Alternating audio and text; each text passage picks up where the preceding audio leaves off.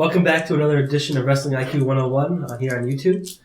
Subscribe on the bottom. And we're here with Derek and Pat. Hey.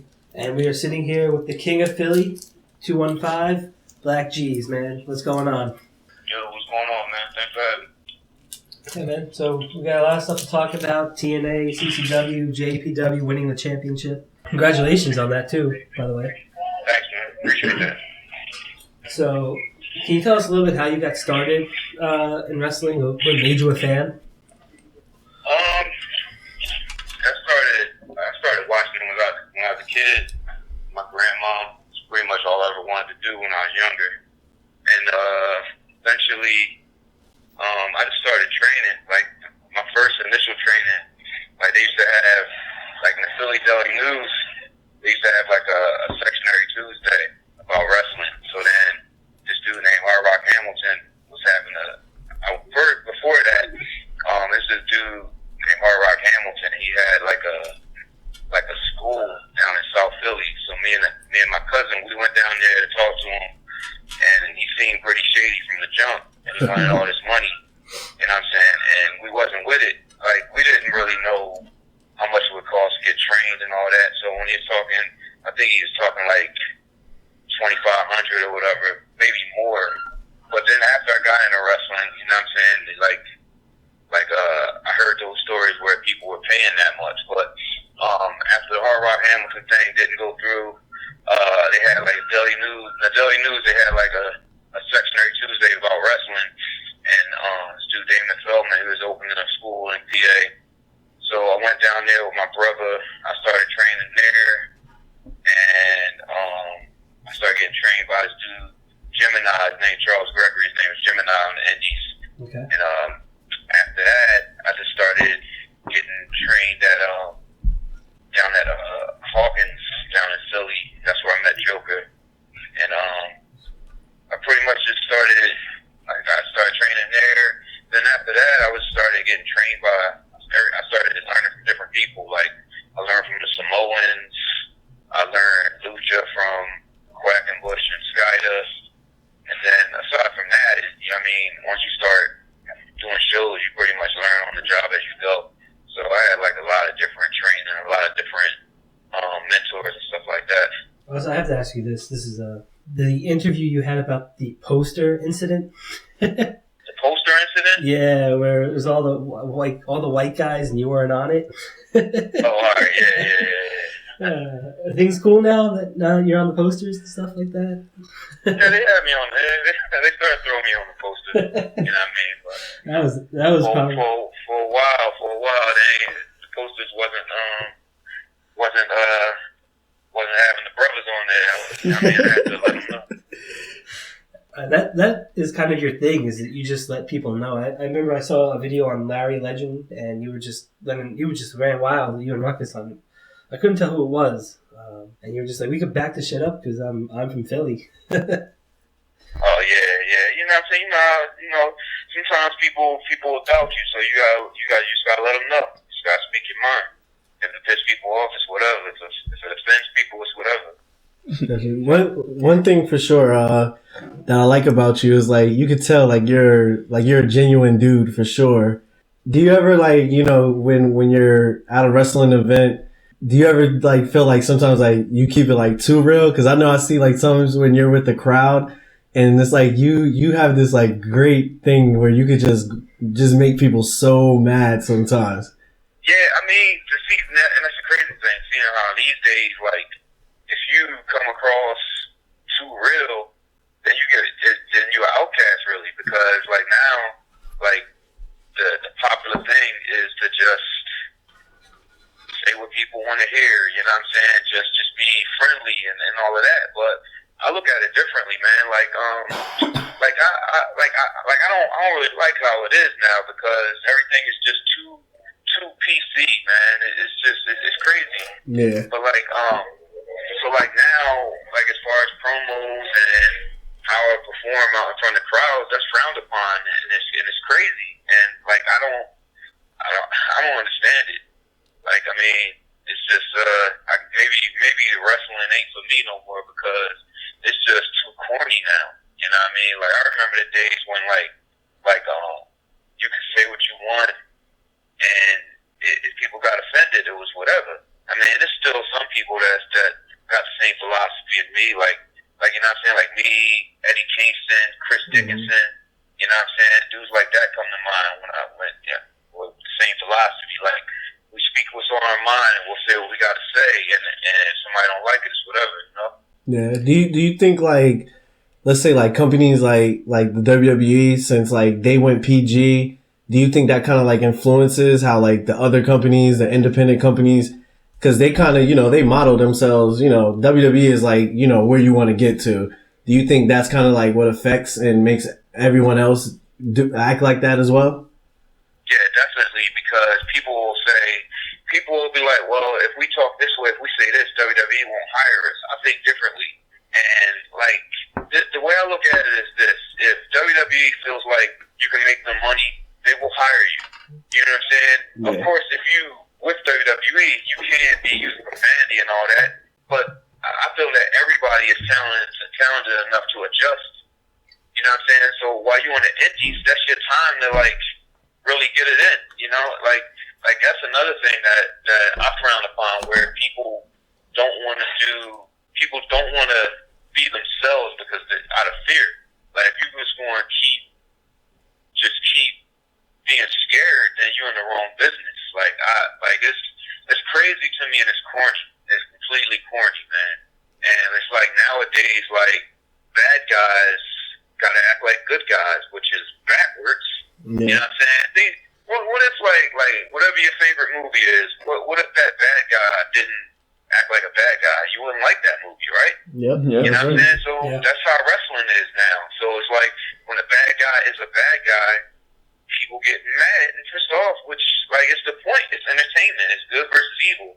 How can you make money if there's no bad guy to hate? It's ridiculous to me. Yeah. So when you were on Smackdown, you had the opportunity to give a promo. Can you just talk about that whole event and how you had that opportunity? Yeah, with that, we had everything that we said, we had to say word for word. Like they have writers there. So number one, like when you're doing extra work, at least then they give you the name that you're going to have, and your promo is scripted. So I mean, and you don't really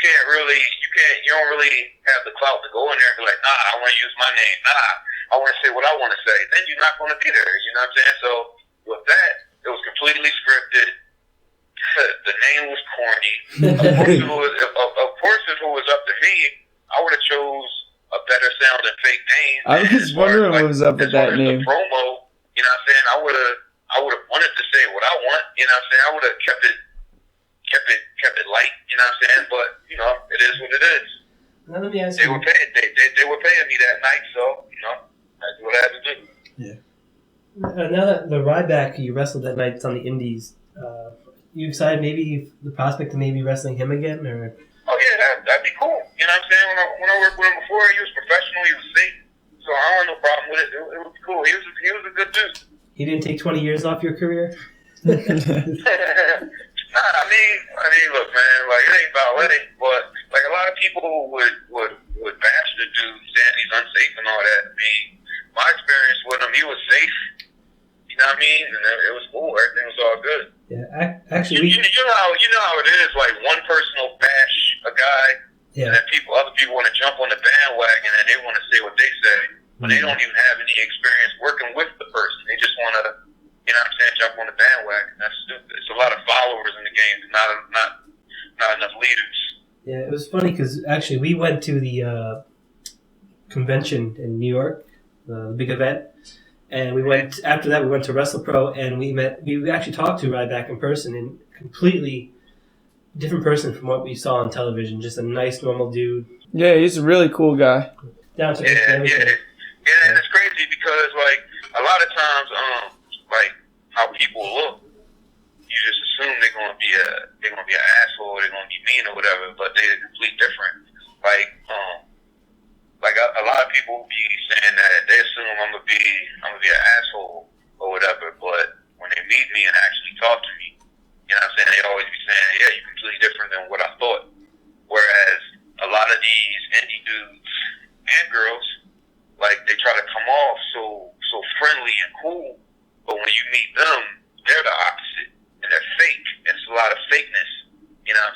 crazy. You know? That's true. Yeah, it's very true. Like, you know what I mean? Like people's favorites, all they care about is like, yeah, go get my T-shirt and all this and that. Yeah. All they interested in is telling fans to buy this and buy that, and they're not genuine people. There's a lot of that, and that's another thing that I don't respect. You know what I'm saying? Like, just be genuine. Don't be fake. There's a lot of fakeness out here. Like, a lot of people you might not even think were fake are very fake, very insincere, just clowns, you know? So I'll say like some people's names that you've worked with, and you just tell me like a word association with them, or tell me a story or something with them. All right. All right. What about Cesaro? Cesaro? Yeah. Cesaro is one of the people in wrestling that there's nothing negative you can say about the guy. Like, he's genuine, he's professional, he's a cool dude, great attitude. Like everything that he's getting now, he deserves it. Dude should be a multi-millionaire, and he deserves it. Nice guy. One of the nicest guys I ever met in wrestling. What about the Briscoes? The Briscoes? Yeah. Oh, same thing, man. Same thing. Briscoes, genuine dudes. They had a couple of other dudes, like when I mentioned, like guys like me, Kingston, Dickinson, Speak Our Mind, and all this and that. Like, that's how the Briscoes are, man. Like, Briscoes are good dudes, easy to work with. You know what I'm saying? It's nothing but fun being around the Briscoes. What about Homicide? Same thing. Homicide, actually, like Homicide and Low-Key were two of the guys that I looked up to when I started. You know what I'm saying? And like over the years, like I've gotten his respect. You know what I'm saying? And now it's like Homicide is my old head in the game. You know what I'm saying? Homicide's a good dude. He speaks his mind. Like, he's straight up with people. He doesn't sugarcoat anything. So, you know, like you'll notice, man, that like I got a better vibe with people that are genuine. You know what I'm saying? Like, I can't really bang with like these fake people that's out there. Yeah, Homicide, I feel like is definitely that sort of person. If he has, you know, an opinion, he'll definitely let you know. So actually, when you won the championship a couple weeks ago for Jersey All Pro, you said you wanted the high-profile matches. You feel like you weren't getting those in Jersey All Pro? Because you wrestled some great people, like B-Boy, Joey Janela, Arcadia. Oh, yeah, they're good matches, but what I'm saying is like you know how higher name value guys will come to the indies, and they'll, like, I want those matches. Like, whoever is supposed to be like the greatest person that's on your show, I want to be in the ring with them, because I think even to this day, there's a lot of people that don't give me my credit. You know what I'm saying? Like, they'll mention this person and that person, but they never mention me. You know what I'm saying? Like I'm slacking or something, which isn't the case. So that's what I meant. Like, I want the highest profile matches that Jersey All Pro can bring. Those are the matches I want to be in. I want those money drawing matches at Jersey All Pro. And also about Jersey Pro, can you talk about your relationship with like Fat Frank? Because it's kind of a big gap now that he's missing. Yeah, well, I knew Frank just from being at shows. Like, I never hung with him away from any shows, but every time I was around Frank, he was pretty cool. You know what I'm saying? He was a good dude. Is it different how they book the shows since he's been gone, or just kind of the same? Nah. The cool thing about it is like the senior guys at Jersey All Pro, they pretty much run the locker room. They pretty much run the shows. Okay. So, I mean, and if anybody knows Jersey All Pro's history, you know who the senior guys at Jersey All Pro are. So, like, with Jersey All Pro, you want to come in there and you're going to be professional, and if you're going to be a clown, you're not going to be there, because the guys that run the shows, they command respect. So, and that's how it should be everywhere. You've had a lot of championships as far as like heavyweight championships, light heavyweight championship, cruiserweight championships. Like, do you tag team championships? Do you consider yourself to be a heavyweight, or do you consider yourself to be like a cruiserweight? What do you consider yourself? I just consider myself a wrestler, man. I mean, I can adjust to anybody. I mean, of course, like, you're going to be labeled, but I mean, I feel like I can get in there and wrestle any style, get in there and wrestle anybody, and that's what you want. You know know what I'm saying? You want to be able to adjust to whoever. So that's how I consider myself. I don't consider myself just a cruiserweight. As far as weight goes, I'm not a heavyweight, but it's all about just going in there, adjusting to whoever you're in there with, and giving the people their money's worth. Yeah. How was your experience when you were at TNA, and when you were in the X Division tournaments, things like that? How was your experience there? My experience when I was there, it was a good experience when I was there.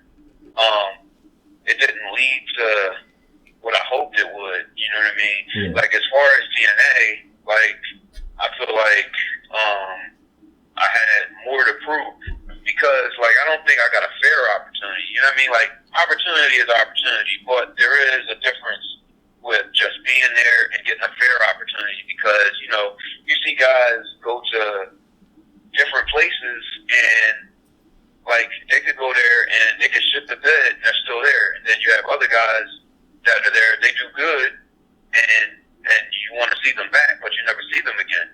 That's how it was for me. Like I went every time I was there, it was all good, and I just feel like it should have led to more because I had a whole lot more to offer that company, but for whatever reason, I guess they didn't feel the same way. Definitely, and while you were there, you actually beat the current X Division champion. So I mean, kind of technically, you probably should be the X Division champion. I'm just saying. Yeah, in a matter of speaking, but you know what I'm saying, like I mean, I got a track record, man. I've been doing it on the Indies for a minute. There's no reason why I wouldn't be able to shine in that company. I don't get it. Definitely. That name too. I gotta ask. Did they give you that name, or was that a name you picked? Nah, I picked it. Like, and then a lot of people didn't like the name, but I liked it. Like I wanted something different and shit. So that's the name I picked. True. And then they ran with it. And the thing is, like, I was only there a handful of times, so like people that hear the name, they'll be like, Rashad Cameron. All right, that name fucking sucks. But then it's like when you get more time on TV, you keep hearing the name, and you keep hearing it, you know what I'm saying? And the promos and all that. Like the more you hear it, like the more people I think would like it. Because the name is whatever, it's what you make of it. You know what I'm saying? Like, there's a bunch of different names I could throw out there, and when you think about it, you'll be like, what the fuck type of name is that? Yeah. But you hear it all the time, so it has a little value. You know what I'm saying? Just like a song. You might not like a song at first, and you keep hearing it, then you start liking it, and you're like, man, it's pretty nice. You know what I'm saying? I felt that way about Dolph Ziggler. I hated the name in the beginning. Yeah. You know what I'm saying? Like that's like when you think about it, that's a shitty name, but like that name has value now. So when you hear that name, you don't be thinking it's a shitty name. You be like Dolph Ziggler. Oh, that's a cool ass name. You know what I mean? Yeah. When he first started, I was like, and he was such a good wrestler too. And I was like, oh man, then he's never gonna last with this character. Yeah. It's like the name didn't fit the talent, right? It's like, damn, he good as shit in the ring, but the name just doesn't fit. Yeah, it does fit. Like I couldn't think of him being called anything different. You know? Yeah. There's a lot of guys that's happened to over the years too. Do you think that if more companies use the X Division, it would make them more successful? Because we were big fans of the X Division. Like, do you think, say, WWE used that, it would be successful? I mean, yeah. I mean, it could. But still, at the same time, like, WWE's, their audience is different from everywhere else. So, like, you gotta think, like depending on who's in that division, it might not work. You know what I'm saying? Because it's like if it's a bunch of old people watching it and they see just smaller guys, they won't care. They're not going to care. They'll just be thinking like, who's this little dude? I don't want to see this. I want to see big guys. You know what I'm saying? So I mean, it might not. You know, like open weight, like you would figure like dudes like Finn Balor, guys like that, and of course dudes like that are talented. But once again, like if older people are watching, they might not care. Like we know how great these people are, but old heads might look at it like, I don't want to see this. You know, it could be, and at the same time, it might not be. Yeah, you've held the CZW Tag Team Championships 8 times. So when you came into wrestling, were you thinking more of a singles wrestler, or were you like kind of heading towards tag team? When I first came in, I was just thinking singles. Yeah. But after a while, like I started liking like being in a group and tag team wrestling. And like I mean honestly, I think I like tag team wrestling more than singles wrestling because because like you can, in a way, you can do more. You can just it's just different and it's fun. It's like it's something that I excel at. So right now, I'm more so like tag teaming. Yeah, you had a lot of partners too. Who would you say is your favorite partner? Favorite, like they're all good for different reasons. Like with Joker, it's like with me and Joker, we think alike. So it's like we don't even have to think before we do anything. It's just like things just come off just like completely natural from the jump. With me and Ruckus, it's like it's like complete TV style entertainment. You know what I mean? Where it's like we're the smaller guys and we'll use our speed and shit like that.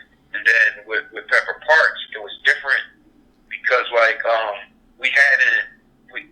put the group together and it took a little while for us to like start clicking.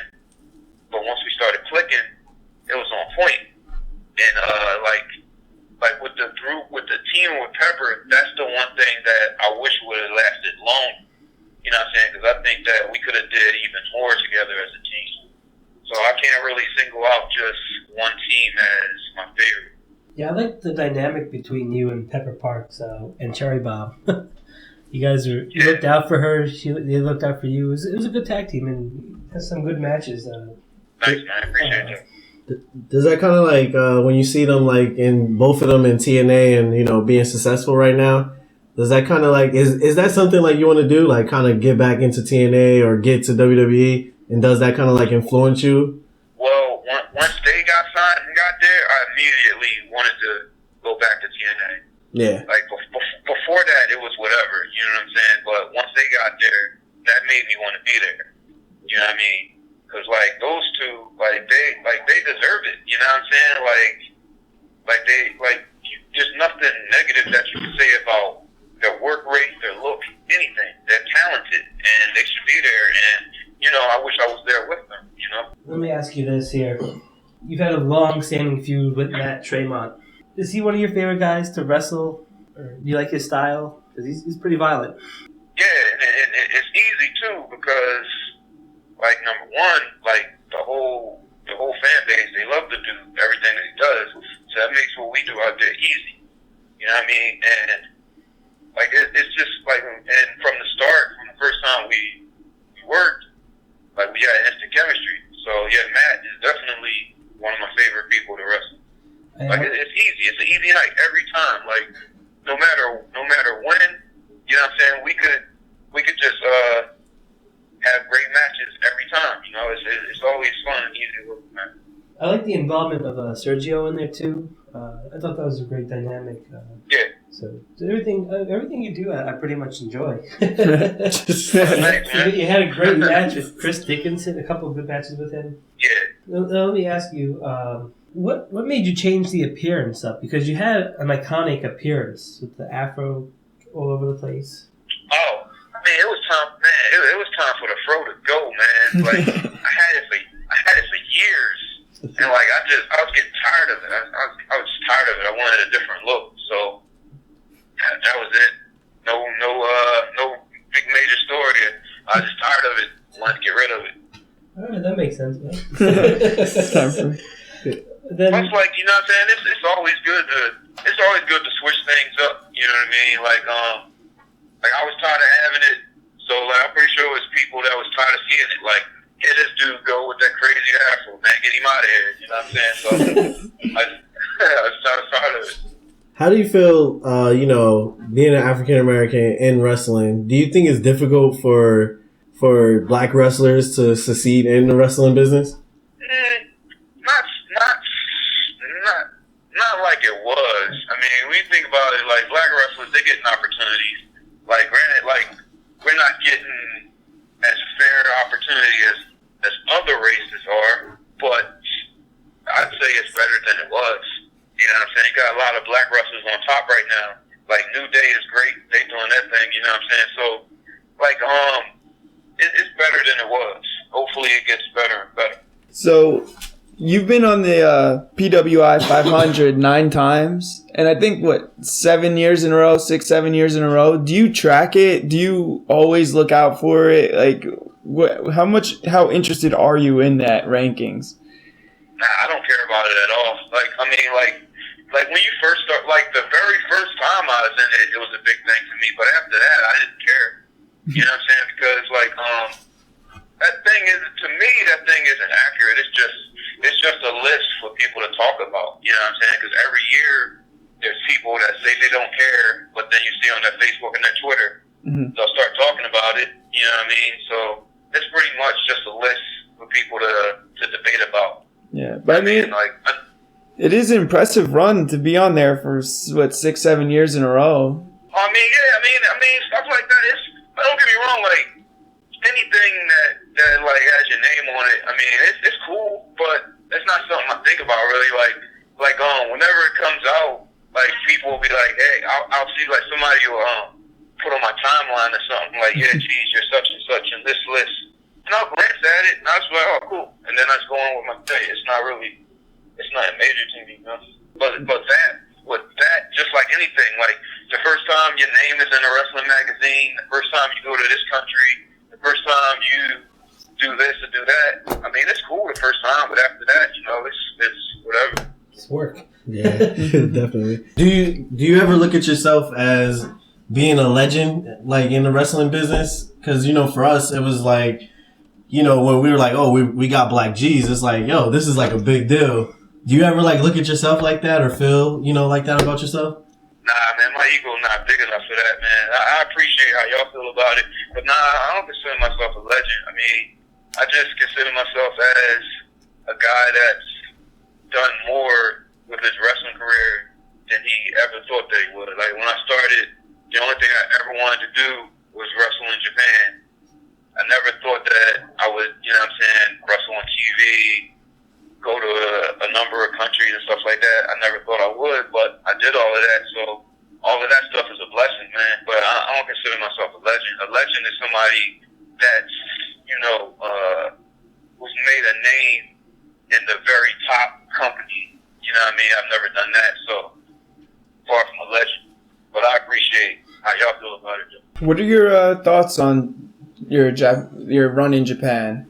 I think by the time, like when I went the first time, it was a dream come true. So I was happy about it. But the second time I went, I couldn't wait to come home. I think I was over the whole I gotta go to Japan thing. Like I just completely over it by that point. So like I don't know. Like I think it was whatever. Like I think it was just another one of those things where like the first time it was great. But then the second time it was like, oh, okay, I'm back in Japan. Okay, cool. It was just old? Not old. I think, well, one of the things was, like, I wanted to go, the second time I went, I wanted to go over there with Joker and Ruckus and Gulak and guys like that so we could go over there and really take over. You know what I'm saying? Second time, it was just me. You know what I mean? So, yeah, I did my matches and everything. It was all cool, but I think, like, I would have got more out of it if other people were there. Then it would have been more motivating. Then it would have been more fun. We would have killed it over there. You know what I'm saying? And it could have led to like more people going over there, and we would have even more fun. You know? Yeah. How was like, I'm the type that like if I'm on the top, let's say I'm on the top of the world in wrestling, I don't want to be up there by myself. I want to be up there with my friends and the people that I'm close to, because that's when you have fun. Like it's no fun being on the top by yourself. So, like, the second time in Japan, it was no fun because none of the people that's in my circle were there with me. I wanted them to appreciate and have fun too, you know? Yeah, definitely. How was the lifestyle, like the living out there? I'm pretty sure it was a lot different than Philly. Yeah, it was definitely different. I mean, it was cool, but like whenever I go anywhere, I'm not really in it for sightseeing or anything, so I pretty much just go, make money, wrestle, hit the gym, and that's it. It's probably kind of boring, but into the whole sightseeing and seeing everything. I did I did all the sightseeing and everything the first time I was there. So the second time, I was pretty much like, man, it's crazy. Second time, I was pretty much counting the days, so it's time to come back home. So I hated it over there the second time. Where else have you been? Let me see, Japan, Canada, everybody's been there. Europe, England, Germany, Italy, Mexico, Spain. I think it was one more. I think that's it. Has those places helped you hone your craft a little bit more? Like you said, you learned on the job. Those places, like the style is always different wherever you go. Does that kind of stuff like help you when you get back here? I mean, yeah, because like whenever you're somewhere different, you're around different guys. You see how they do things, and you go in there. Like it always helps. But I think it's really up to the person, because I know a lot of people that's been to a whole bunch of different countries, and they come back and they don't perform to the level that you would assume they should. So I think it's a lot on the person. Just like anybody can get trained by whoever, but it's up to you to, you know what I'm saying, to get better at it. Like you could get trained by Shawn Michaels, right? And you would assume you'd be a great wrestler, but then you come out there and you're not good. And at the same time, you could get trained. It could be like a smaller dude that's trained by like Mr. Hughes or something. You know what I mean? Like Aaron Fox and dudes like that, they got trained by Mr. Hughes, but they don't wrestle like him. You know what I mean? So it's really up to the person. That's true, and he's had a lot of great people come through this school, like Alicia Fox, Pablo Cruz. What was the best advice like a legend has given you that you really honed on for most of your career? Is there any? Well, one of the things was to just keep characters make money. Like you can be a great wrestler and all, but at the end of the day, you could be broke. Characters draw money. That's the best advice I ever got. And I'll give you an example. Yeah. I'll give you an example of that. Like we all agree that Dynamite Kid is one of the greatest wrestlers ever, right? Definitely. Yeah. No character. I don't know the man, but I hear that money wise he's broke. You know what I mean? Yeah. No disrespect to him, just going by what I hear. Yeah. But, you know what I mean? Let's look at all the top money earners in the game. You know what I'm saying? Would all of them be considered, like, great technical wrestlers, you know what I mean? Or are they great characters, you know? So, characters draw money. The best pro wrestlers can end up broke. I think the one exception is maybe Ric Flair. Yeah, definitely Ric Flair. But you know what I mean, though, right? You know what I mean? Like, absolutely. Yeah, we definitely do. So you've had matches against, Gulak, Sabre, Nice, and Rich Swann. mm-hmm. All of them were all in the Cruiserweight Classic, but you didn't get invited. Do you feel disrespected by that at all? Especially since you were in WWE. I don't feel disrespected. I just feel like I'm not in front of the right eyes that'll say, hey, yeah, let's bring this guy in. Like, when you think about it, all of those guys that you mentioned, they're wrestling in the places that are held in higher regard than where I wrestle at. So there's more eyes on them. And then also, you got to factor this in. Like, when you look at that Cruiserweight tournament that they had, not every guy that was there were guys who you ever heard of. So, which makes you think, okay, well, someone that's there recommended this person. You know what I mean? Because at the end of the day, it's about who you know. Yeah. It's about who's going to say they know you. Like, we're all talented. Talent is talent. But, you know what I mean? Just like in the real world, it's who you know. Yeah. So, no, I don't feel disrespected at all. It's just, I wasn't in it.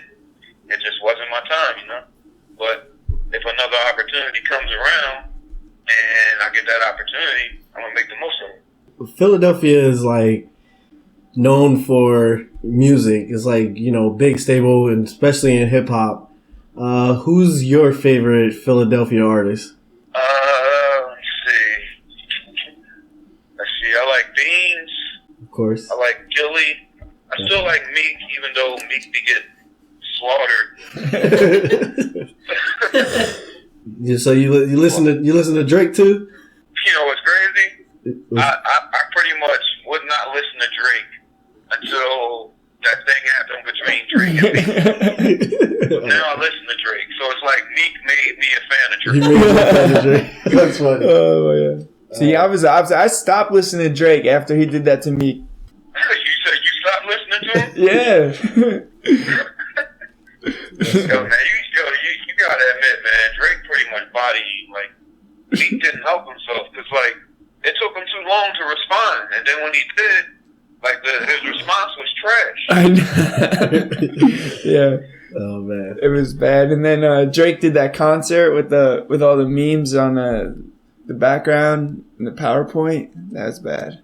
Yeah, it's the art of battling, man, and like Drake was looked at as the commercial dude, Meek was looked at as the battle dude. So, like, you would expect, like, if Drake dissed Meek, you expect Meek to come back the next day, and he didn't. Yeah, seriously. So then if you're waiting and waiting, you better make sure that your response is fire, and that joint was trash. Oh, man. Are you gonna be, heading like into Jersey? Would you think you'd be wrestling like at WrestlePro or anything like that? Are there any other companies that you're gonna be working for in New Jersey? Yeah, I like the WrestlePro, but you know what I'm saying? It's all about, like, if they interested and we work something out, cool, you know? Definitely. How did you kind of like, get into like New Jersey? Like, is the Philadelphia independent wrestling scene, is it kind of as heavy as how it is here in New Jersey? Nah, it's more companies in Jersey. I mean, it's a couple places in the Philly area that run here and there, but I mean, every weekend, like, there's somewhere in Jersey that's running. So, like, Jersey is definitely heavier than Philly when it comes to the scene. And as far as we see, like, you've held a lot of championships. Do you think like championships, are they something that really matters in the wrestling business, or is it something that's like just glorified just to say that you had? I think it does matter to an extent, but it's not. To me personally, like, I don't look at it like I have to have this belt to mean something. I just look at it like, all right, if I had this, I'm gonna make this as entertaining as possible. You know what I'm saying? So that's the only way I look at it. I don't look at it as anything else. Like, I know a lot of people out there that live and die for that. You know what I'm saying? Like, they ain't happy unless they got a belt. You know what I'm saying? Like no matter what, no matter when you're talking to them, they're talking about, yeah, I need this belt. Yeah, I was talking to such and such about this belt. You know what I'm saying? But to me, it's just it's like the belt can just add on to your character and whatever. So it's just something to add to add something to the story you're trying to tell. Is there any kind of matches that you're not willing to do, or do you have like death matches? Death matches. Death matches. I'm not for that. I mean, it's cool to watch them, but I'm not interested in doing no death matches. So we were talking about how you can drive that reaction from the crowd. Do you like when you're like you're gonna be in an area and let's say I just know like there's gonna be a lot of like white people in the crowd. Does that ever like do you like strategize and you're like, oh, I'm gonna make sure I get to them and I like get a good reaction out of them? Yeah, all the time. Like I'll and that's what's fun for me. Like when I get somewhere, when I get to a show, I'll look to see what type of crowd it is. Yeah. And like no matter what type of crowd it is, I already know how I can get under their skin. You know what I'm saying? So I just go out there and do it. And it's always funny to me where, like, because there's a lot of people that think they know it all. So then you go out there and, like, you're just doing your thing, and they really feed into it. That's the fun part. Like I did, like, a few years back at one of the Tournament of Deaths. Like, there was a dude in the crowd. He was calling me all kinds of names and everything. I just got on the mic and went off. And then, like that little promo got a little buzz or whatever. But the thing is, like, the whole entire time, he was pissed off. Him and his girl was pissed off. I was just in character the whole time. I wasn't pissed off at all. That was fun for me. Yeah. Dude was pissed. That's what have you ever done face before, or are you just like strictly heel? No, I've done face before. Like I'm more comfortable with it now than I was, but it took a while for me to really get the hang of it. Yeah. Like I was like, oh, man, like when I first started doing it, I was dry in the face. I was corny as hell. I didn't really know how to and then another thing, I wasn't embracing it. Like so, I would pretty much try to stay away from being a babyface, but then I just took it as a challenge. You know what I'm saying? So now I'm a babyface. I'm sort of good at it now. I at least don't come off corny anymore. So how did the name Blackout come about? Robbie Marino came up with that. I don't know where he got it from. Maybe he was smoking weed one night and was like, we would call ourselves Blackout. You white, Robbie, don't matter, man. We Blackout.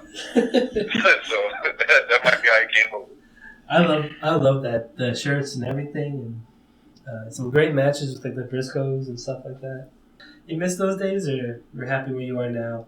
I'm happy where I'm at now. I mean, so Blackout, I mean, we did everything we could with Blackout, I feel.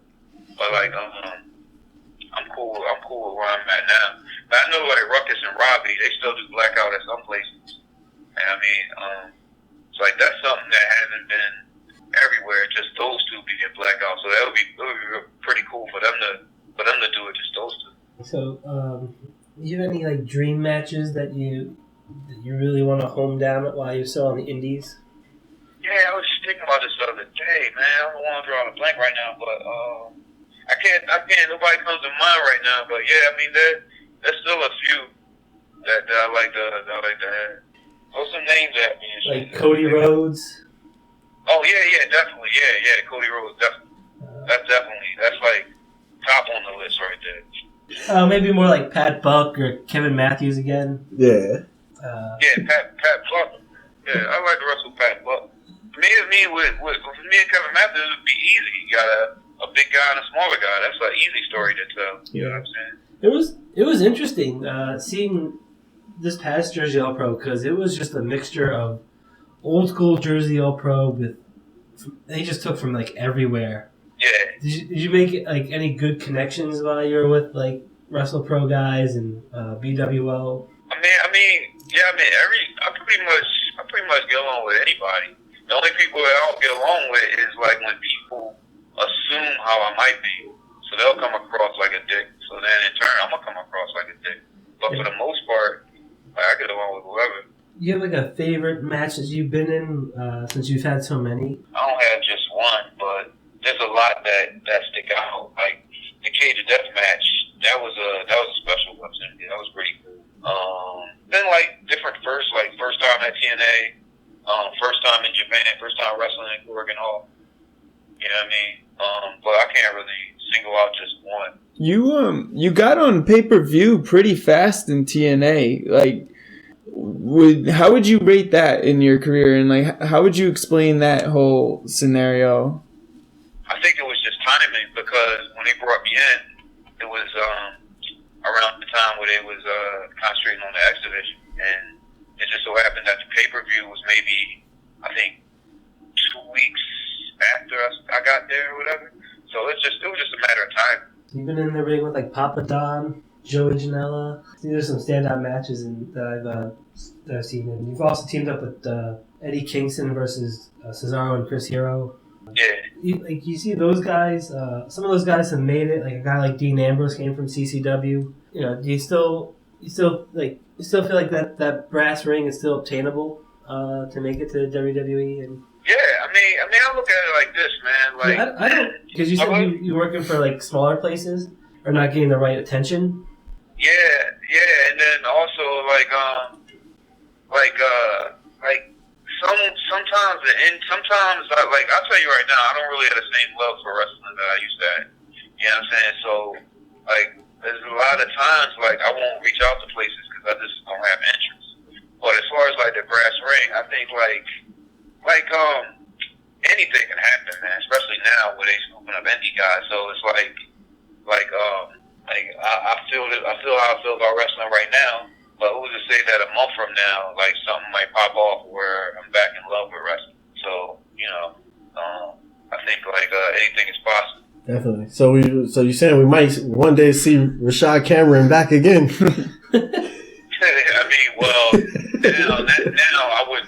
think I would want to choose a different name. Jared Just Walter. maybe I'll keep the Rashad part. Just come up with a different last name or something. But, Definitely. but you know what I'm saying? You never know. You know what I'm saying? Like, if you went back, it was like, I do this interview with y'all, and then I get an email saying, "Are you available for this date?" And then you see me on TV. You know? True that. Anything can happen. Yeah, definitely. that's happened to us in the past. Yeah, for sure, definitely. Yeah, that's the thing. That's one of the cool things about wrestling, man. Like some days you're like, damn, man, why do I do it? Then you get that email, you get that contact, you get contacted, and you get a fair opportunity, then you off to the races. You know? So, Do you have any upcoming events you'd like to tell everybody about? not really. People can just keep track of what I'm doing on my Twitter, Jeez215. That's pretty much where I promote everything, stuff like that. Yeah, man. Well, we appreciate you coming on with us, answering all our questions and, spending the time, taking your time out of your day for us, man. All right, cool, man. Anytime. Thanks for having me, man. All right, thank you.